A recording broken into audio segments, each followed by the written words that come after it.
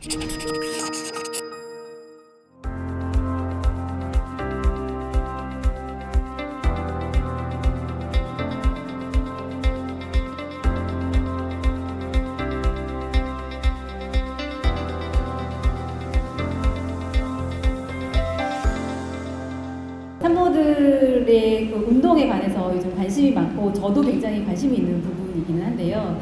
운동은 굉장히 중요하거든요. 일반적으로 우리가 이제 권유하고 있는 가이드라인이나 이런 데 권유하고 있는 경우는 중등도의 유산소 운동 한 150분 정도이거든요. 근데 사실 이 정도는 일반 성인하고 같은 양인 거예요. 그러니까 산모라고 해서 더 운동을 적게 하거나 그러지 않아도 된다는 얘기인 거고, 특히 이제 최근에는 고령 산모도 많아지고 당뇨, 고혈압, 대사질환 이런 것들은 일반적으로 운동하고 또 뭐 식이 관리하고 이렇게 하는 게 치료잖아요. 그래서 마찬가지로 산모들도 이제 그런 식으로 관리를 하는 것이 필요하거든요. 특히 그래서 이제 외래에서도 더 운동을 강조하게 되는데, 고령 산모들이나 혹은 임신 중독증, 임신성 당뇨의 위험성이 있는 산모들한테는 조금 더 강조하게 되는 것 같아요. 좀 쉽게 설명하자면 하루에 30분 정도는 그냥 걸으셔라. 조금 빨리 숨차게 걸어도 괜찮다. 그리고 이틀에 한 번 정도는 이제 근력 운동을 하라 라고 말씀을 드리는데, 그러면 어떤 운동을 해야 되냐고 또 궁금해 하시잖아요.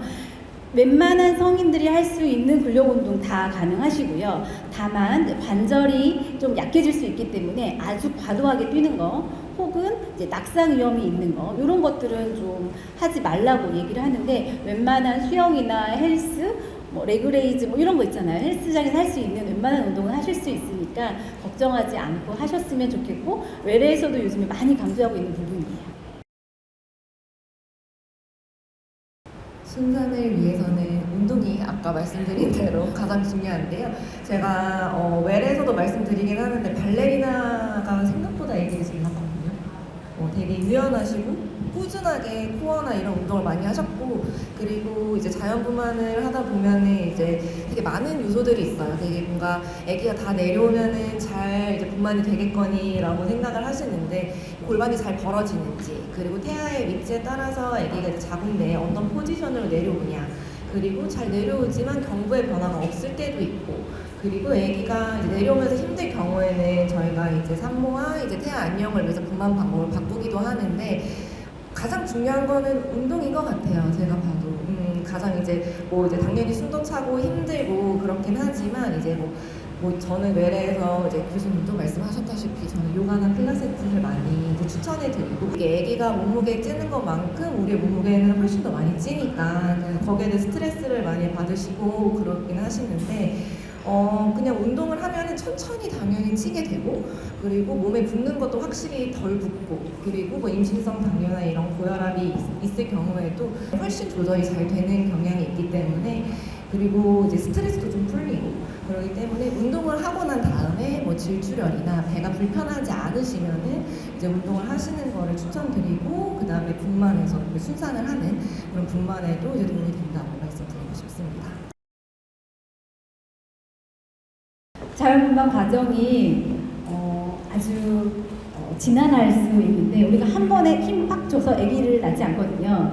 그리고 자궁 경부가 열리는데도 시간이 걸리고, 이제 그렇기 때문에 보통 한 길게는 15시간이 되기도 하고 그 이상이 될 수도 있기는 한데요. 그래서 그 시기마다 호흡법이 조금 다를 수 있고, 이제 그 호흡의 목적은 일단은 긴장을 좀 완화시켜야 되는 게 있고, 두 번째로는 통증을 좀 분산시킬 수 있어야 되고, 또 가장 중요한 거는 아기한테 산소를 이제 줄 수 있어야 되긴 하거든요.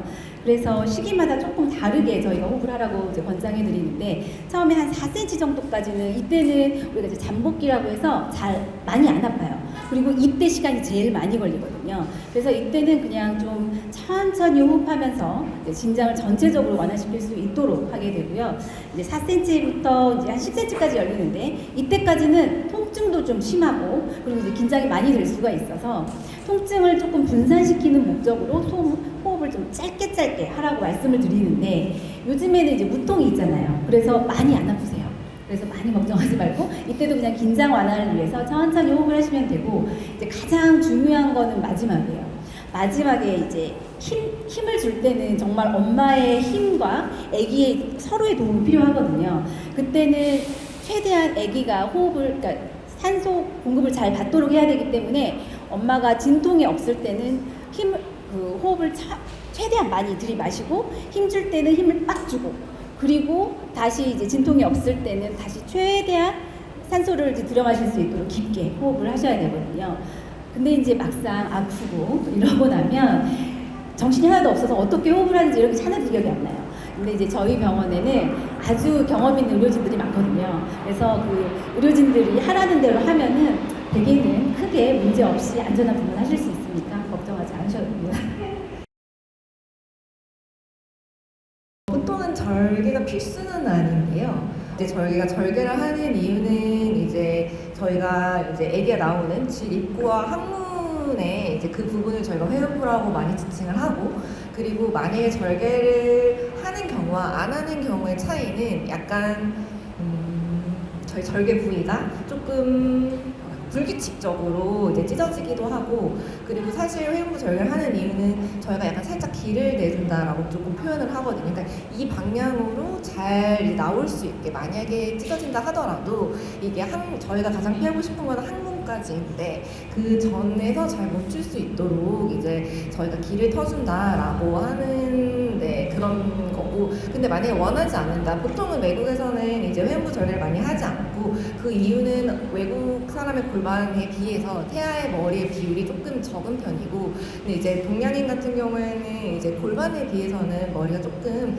이제 큰 편이기 때문에 아기가 나올 수는 있지만, 이제 그래서 저희가 초산모인 경우에는 조금 회음부 절개를 하는 경향이고, 그리고 경산모부터는 저희가 회음부 절개를 하지 않더라도 잘 나오던데요, 교수님? 전통가. 그런데 이제 경험적으로는 그 회음절개를 하지 않으면 앞으로 찢어지는 경우가 있어서 다발성 열상이 조금 더 많더라고요. 그래서 웬만하면은 말씀하신 것처럼 기를 터주는 식으로 약간의 회음절개라도 하는 것이 조금 더 회복도 더 빠르기도 하고, 또 봉합할 때도 좀 쉽고 해가지고 이제 회음절개를 웬만하면 하고 있습니다. 꼭 해야 되는 것은 아닙니다만. 출산 방법에 따라 좀 다를 것 같은데, 저는 자연분만을 하시면은 사실은 이제 수축이 괜찮고 그리고 출혈도 없다라고 하시면은 보통 2시간 이후부터는 이제 출혈 확인을 하고 뭐 물이나 식사 이런 거 다 가능하시지만, 제왕 절개를 하셨다라고 하면은 조금 더 오래 걸리고, 이제 그리고 이제 하반신 마취를 하기 때문에 그 마취 방법 때문에 머리를 올리지 못하는 경향도 있기 때문에, 근데 만약에 산육기를 기준으로 하신다, 이제 퇴원 후에라고 하신다고 하면 뭐 자연분만을 하셨으면은 뭐 크게 상관없을 것 같고, 제왕절개라고 하면은 약간 수술한 부위나 이런 걸 조금 확인을 해야 하기 때문에 이제 외래 오신 다음에 수술 부위 확인하고 뭐 운동이나 이런 거 하셔도 저는 상관없다고 말씀드리긴 하는데. 네. 산육기 굉장히 중요하고요. 그리고 보통 한 6주 정도 이제 얘기를 하긴 하는데, 일단은 아기를 낳고 나면 이제 여기에서는 보통 이제 우리나라 지금 문화가 산후조리원에 많이 가기 때문에 많이 도움을 받거든요. 근데 이제 집에 가는 게 사실은 문제인 것 같아요. 집에 가서는 또 산모도 역시 도움을 많이 받아야 되는, 돌봄을 받아야 되는 대상인데도 불구하고 이제 같이 돌봐줄 사람이 없다거나, 그래서 이제 산모분이 굉장히 이제 멘붕에 빠지는 경우가 좀 많긴 하거든요. 그래서 이제 말씀드리고 싶은 거는, 산모도 충분히 휴식을 취해야 되고 이제 수면도 해야 되는데, 실질적으로 그렇지 못하는 경우가 있으니까 주변 도움을 좀 많이 받으라고 말씀을 좀 드리는 부분이 있고요. 그리고 잘 먹어야죠. 잘 먹고 또 철분제 같은 것도 좀 챙겨서 드셔야 되고, 또 역시 이제 강조드리고 싶은 부분은 운동인데요. 외국에서는 말씀하신 것처럼 뭐 바로 운동해도 된다고 하고 하는데, 이제 회복 정도에 따라 자연분만을 했냐, 제왕절개를 했냐에 따라서 이제 몸이 회복되는 정도에 따라서 운동을 좀 하시는 거를 권장해드리고, 일반적 중등도의 유산소 운동을 150분 정도 하는 거를 이제 권장드리고는 있거든요. 근데 이제 제가 산모들한테 좀 강조하고 싶은 부분은, 아기 낳고 나면 사실은 정신적으로 많이 피폐해지거든요. 아기 낳고 나면 다 끝날 줄 알았는데 갑자기 당황스러운, 그러니까 새로운 환경에 대해서 이제 두려움이 좀 커지게 되고, 그리고 몸이 아기 낳기 전으로 안 돌아오거든요. 그것도 굉장히 문제가 되고, 또 잠을 못 자니까 일단 너무 피곤해요. 그래서 산모들이 대부분 한 70% 정도는 산후 우울감을 경험하게 되고요. 또 한 20% 정도는 산후 우울증을 경험하게 되거든요. 그래서 운동을 통해서 산모분들이 좀 회복할 수 있는 시간을 가졌으면 좋겠다고 항상 말씀을 드리고 있고, 운동이 신체적으로 체력을 증진시키는 효과만 있는 것이 아니라 운동을 하면서 나오는 여러 가지 그 신경 전달 물질이 뭐 세로토닌이나 아니면 도파민 같은 것들이 항우울제에 사용되는 것들이거든요. 그래서 어떤 기분 변화라든지 기분을 좋게 한다든지 이런 거에 좀 도움이 될 수 있어서 하루에 20분이라도, 사실 아기 낳고 나면 20분 내기 되게 어렵거든요. 근데 이제 20분이라도 나만을 위해서 좀 나한테 집중하는 시간을 가졌으면 좋겠다고 정말 강조 많이 드리고 싶어요. 그래서 운동 강조하고 싶습니다.